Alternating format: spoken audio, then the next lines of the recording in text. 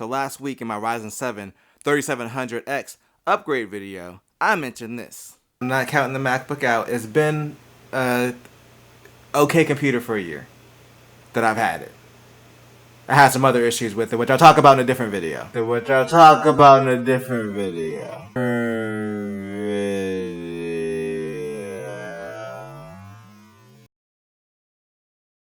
And the time for that video is now, as we check it out.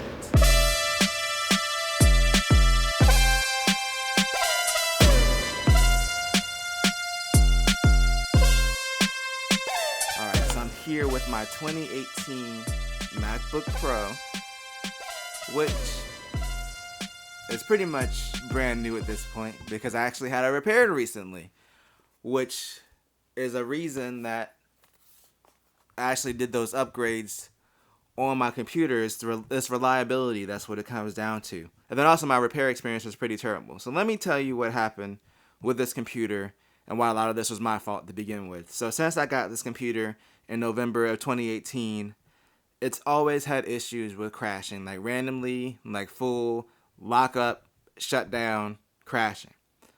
So I put up with it because I was like, maybe it's an OS thing. And I did like a reformat, like a brand new, not from backup reformat. And I was still having some issues, but the reformat did help. So I was like, okay, it just happens occasionally, so it's not a big deal. I also experienced the issue with the speakers popping where they would stop working and sometimes I had to restart. So there were some issues here with this MacBook from day one. Over time, those issues got worse, especially with the crashing. But I thought it was because I was using DaVinci Resolve, and I was like, maybe there's something with Resolve that's making the operating system unstable and that's causing it to crash. So I thought for the longest time that it's either something on my end, or it could just be because the 2018 model is known to have bad thermals, and maybe I was pushing a little bit too hard. So I noticed a real issue, and a few weeks ago, over the weekend, I was working on some music in Logic, and typically in Logic, I don't do anything that's too crazy. Maybe at the most, I might have like 8 tracks recorded or instruments, playing. Nothing that this computer shouldn't be able to handle. But I was in Logic, and I only had about 4 tracks at the time. I had one vocal recording and a few instruments, and then it crashed, like hard crash. And I couldn't blame the software because this is Logic Pro 10, which is an Apple software. So theoretically, this software is optimized to work with this machine. So at that point, I was like, okay, well, it's not Resolve that's causing it to crash. Then, I'll bring the computer back up, and then I would go back into my project, and after about 2 minutes, it would crash again. It was just constantly crashing. It crashed about 6 times, just me going back and loading up Logic. And then later that day, I had to edit the later case unboxing video.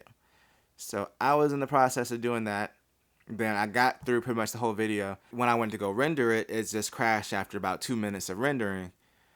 And then I would restart it, and it just kept crashing. I could not get through the render. So I was already frustrated with the machine. So I just went and took a shower, let it sit for like 30 minutes, and then I came back, let it cool down. So it cooled down enough where it finally made it through the render.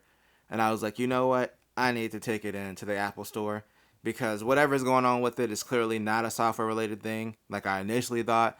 It's just over the year, it has gotten worse, and it got to the point where I just couldn't stand it anymore. Of course, because I took it in December, it was about a month out of warranty. So I was facing the possibility that, I might have to pay something, but I was willing to take the gamble because, for one, it was only like a month out of warranty, and two, with as many issues as the MacBooks have, especially the ones with these keyboards, I was willing to bet that they were going to fix it for free anyway, no matter what the issue was. And honestly, I should have taken it in. I should have honestly just exchanged it when I started having issues with it when I first got it. So a lot of this stuff really is my fault for putting up with a broken machine for so long. But for the longest time, I just assumed that I was doing something wrong that was causing the issue. Didn't realize it was an actual issue. So I set up my appointment. Now, this is where it gets stupid. So I set up my appointment for the next day. It was like a Monday. I took it in after work. So I'm up there and I'm telling the guy what's going on with the machine. So I'm like, if I'm doing something like editing a song in Logic Pro, or if I'm editing a video, not that I'm doing both at the same time, it crashes, like hard crashes. Like trackpad locks up, it doesn't do anything, and then it just shuts down.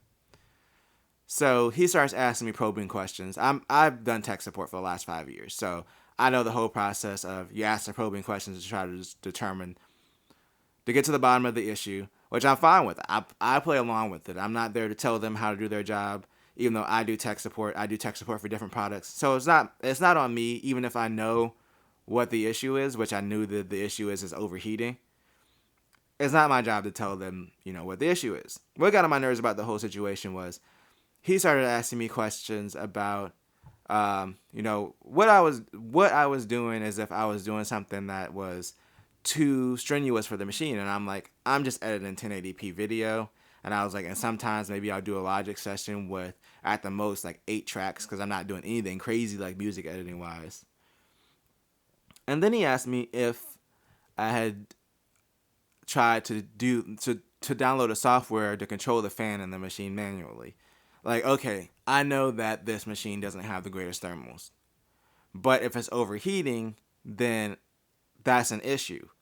I shouldn't have to download a software to control the fan when the operating system is supposed to be designed to kick up the fan when it needs it, when it's overheating. So it shouldn't overheat to the point where it shuts down.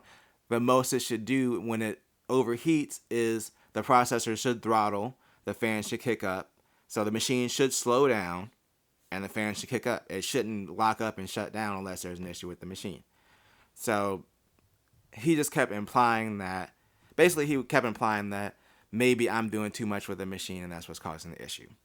Then he happened to mention, he was like, oh, this isn't related to it, but have you heard about the 2016 MacBook Pro? He's like, the cooling is a lot better and blah, blah, blah. And I was like, yeah, I heard about it, but I was like, honestly, I can't afford it right now. And he was like, oh, well, have you checked the trade-in value for your MacBook? And I was like, yeah, it's about $1,100. I already checked it. And he was like, I'm pretty sure it's worth more than that. And then he looked it up and he was like, oh yeah, you're right, it's $1,130.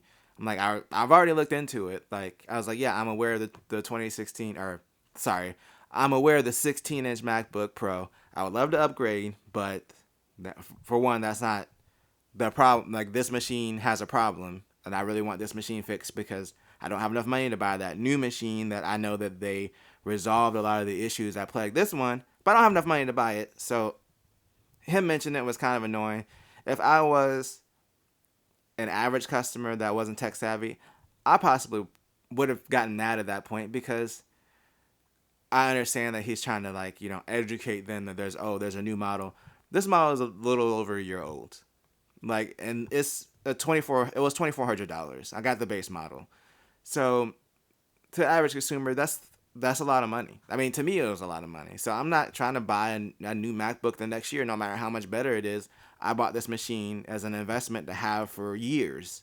So he was going through and trying to do some diagnostics, and it wouldn't even load. For some reason, it wouldn't load up to the diagnostic page that he was trying to get to. It was just stuck in the recovery mode menu. It kept trying to load it. So we waited a few minutes, and he was like, probably about 15 minutes, honestly, because he was going to run some stress tests on it. And he was like, well, I can keep the machine for a few days, which I really didn't want to do, honestly, but I really wanted to get the issue resolved, because now that I knew for sure it was an issue, I was like, I just want to get it fixed.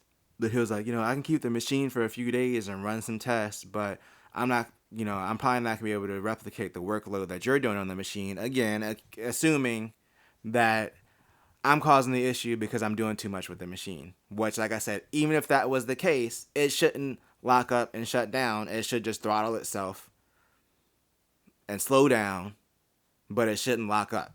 If it locks up, there's something wrong with the machine. But like I said, I'm not there to tell him how to do his job to diagnose the issue. And I was like, okay, that's fine, because I was not going to let him off the hook. I wasn't letting them off the hook because there's something wrong with the machine. I know that there's something wrong with the machine. This is not my first MacBook Pro or my first Mac. There's something wrong with it. So finally, I pointed out, because we were talking about it, and I finally told him, I was like, basically the issue is it's overheating. And I was like, it's overheating and it's shutting itself down. I was like, it really shouldn't be getting as hot as it does, but it's getting way too hot. And the computer was still sitting there in recovery mode, and I was like, and I felt the top of it, this part right here, because this usually gets the hottest, right above the touch bar. So I touched it and I was like, and it was really hot. Like it was hot to the point like you'd think you'd be like I was rendering a video right now, but it's just sitting there in recovery mode, not doing anything. And I was like, and sometimes I was like, it gets hotter than it is right now. And I put my hand up there, and finally he put his hand up there, and he realized how hot it was. And he was like, yeah, it really shouldn't be that hot, especially because we're not doing anything. We're just in recovery mode. And I was like, exactly. And that's when he finally realized this was about 30 minutes of me being there and discussing the issue with him. This is when he finally realized that there actually was an issue, that it wasn't just me using the computer wrong or trying to do too much with it. So when he pressed down on it, he noticed that it wobbled a little bit.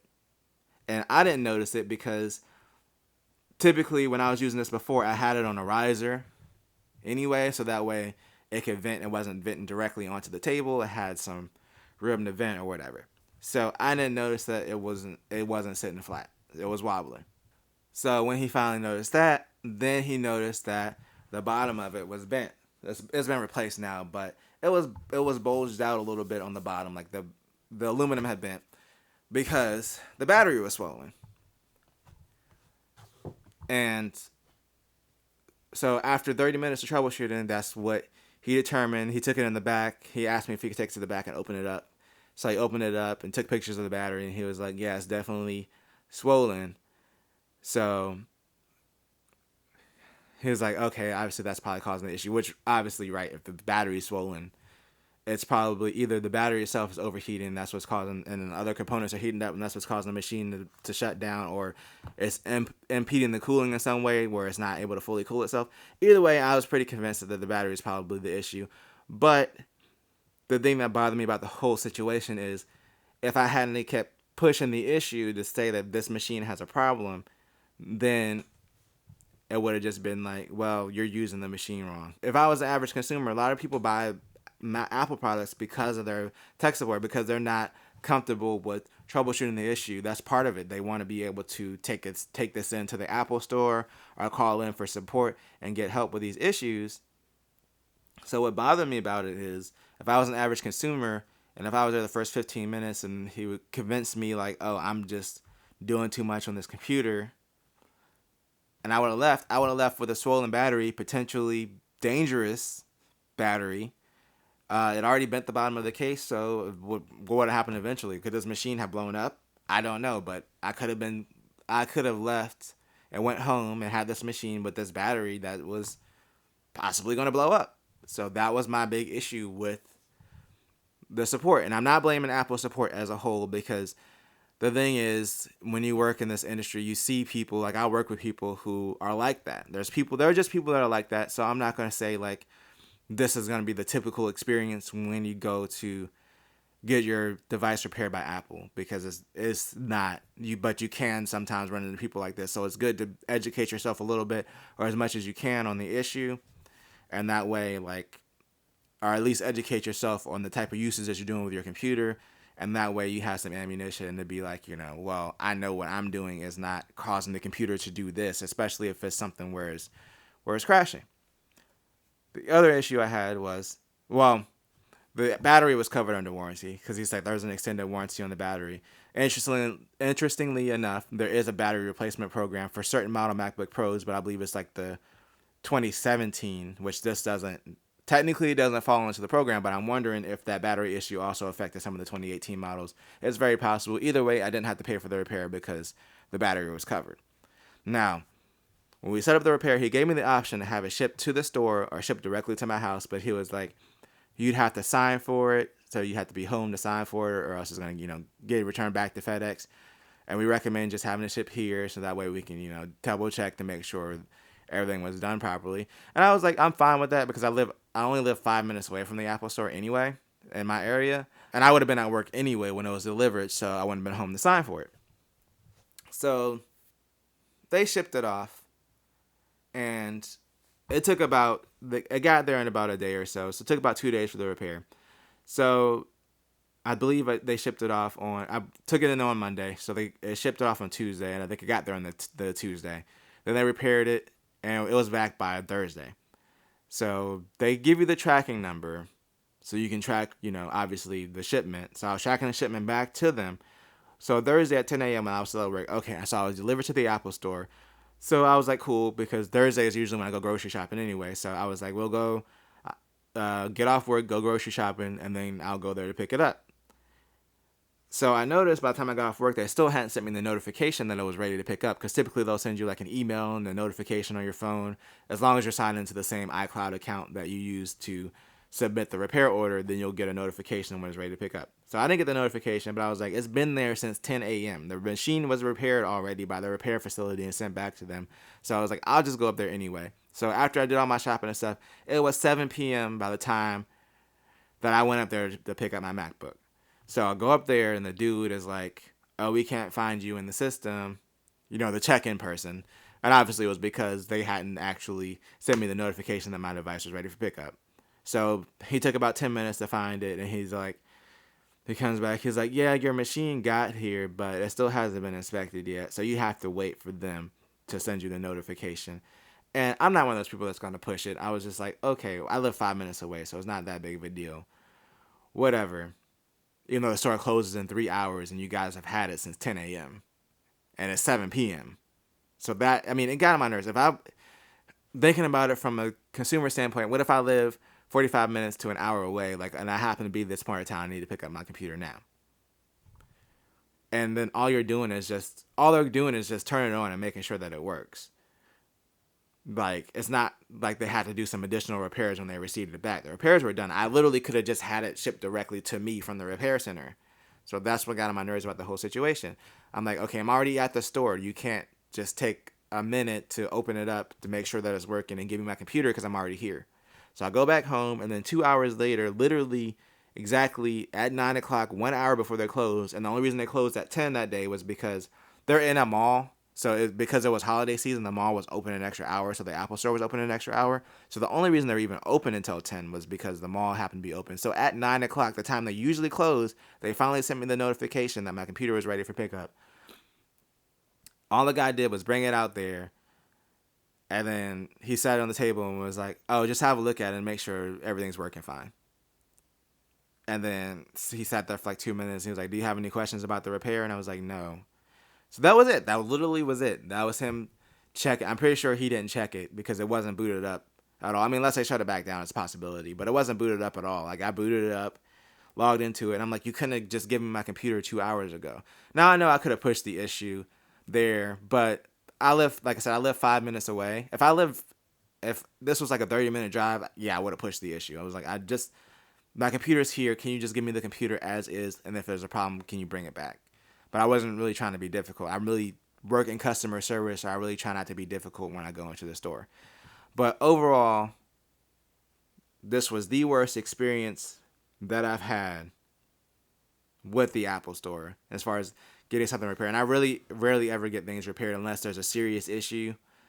And it's only my Mac. If it's a Windows computer, even if it's a laptop, I'll just fix it myself because they're a lot easier to work on. This thing, everything's soldered anyway, so I don't even bother opening it up because I don't want to possibly void the warranty that I might have. I'd rather just take it to Apple to get it fixed. I have repaired other older MacBook Airs. I have a video earlier last year, or mid last year, I believe, where I replaced the hard drive on a 2012 MacBook Air. So I'm fine with working on the computers, but in this case where it might still be in warranty, I don't recommend taking it apart. I would recommend just contacting the manufacturer. So that terrible experience aside, that wasn't actually the main reason. It was part of the reason. It kind of made me realize that I needed to have a backup for my videos because all of my stuff for my videos, backgrounds, templates, all the stuff that I use, I had on an external drive that's formatted as a Mac OS extended journal, so I can only use it on a Mac. This is the only Mac that I have in the house. We have 2 other Windows computers. We have 2 desktops that are more than capable of doing video editing. But because I didn't have any way to get the data off of that external drive, I was freaking out because I'm okay, I'm about to be late to do or not be able to do a video this week. I've always consistently, since I started this channel, done 2 videos a week, and I was really freaking out about it. I didn't make it seem like a big deal at the Apple Store because I was I really need to get this fixed. And I did end up getting all my videos done on time. But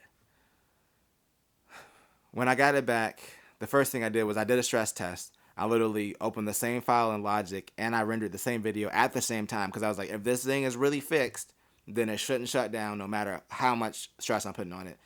And the fan was going. The fan was going, but it made it through the render. And I think I did it twice. I did another render just to make sure with the same, just looping a track on Logic and then rendering the video, and it made it through fine, and it's been fine since. So the issue was probably the battery. It might have been maybe the battery's defective the whole time that I've had it, but it's worked better than it's ever worked, even when I first got it. So it was just a combination of that and making me realize when I didn't have my computer, like I was relying too much on this computer that really is limited because of the thermals, and it's really not going to give me the best experience as far as video editing anyway. And I need to have a failsafe. Like if something happens to my Windows computer, I can just take that hard drive, connect it up to another computer or the other computer in the house. I already have DaVinci Resolve up there. I can load up my library and I'm good to go. I can continue to make videos while I figure out what's wrong with my other computer. And I'm not stuck. And then also that gives me more room to upgrade. Like if I need more power in the future, I can buy a new video card. I can add more RAM. I can buy a new processor.